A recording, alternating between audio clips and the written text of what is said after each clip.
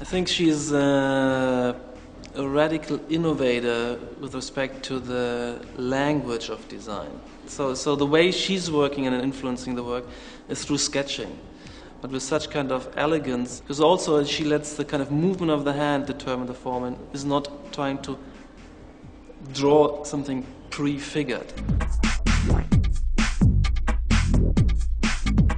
End of the 90s, though, we won 3 major competitions in fast succession. The new Italian National Museum of Contemporary Art and Architecture, the Wolfsburg Science Museum, and the Cincinnati Contemporary Art Center. Okay, well, the Fano Center in Wolfsburg, the Science Museum, is absolutely seminal masterpiece, I think, for the firm and for Zaha and all of us. And it was generated out of a computer animation, in fact. We have a kind of surface through which you kind of pull down and involute series of cones or craters. So it's like an open playing field with different levels, which spaces to look back into, which kind of bubbles and blisters coming up to structure a kind of moonscape, if you like. With respect to the dancing towers, there was a lot of catching up, if you like, necessary, and that happens through the digital revolution.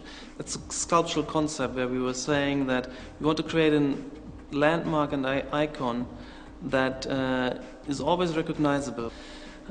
These towers kind of interlock and fuse and bifurcate, creates a figure which just looks quite different.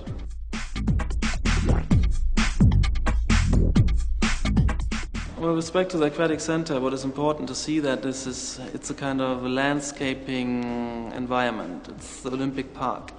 The dynamics of the river flow dominates the scene, so the aquatic center is kind of set in as like a wave. Instead of creating an object which is kind of setting up a wall all around it, it's really that comes out of the ground, swings up, and goes back into the ground.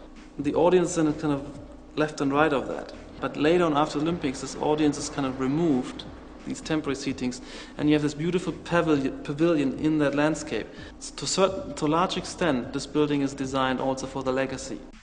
The 20, 40 years after the Olympic, where this will have to serve a purpose.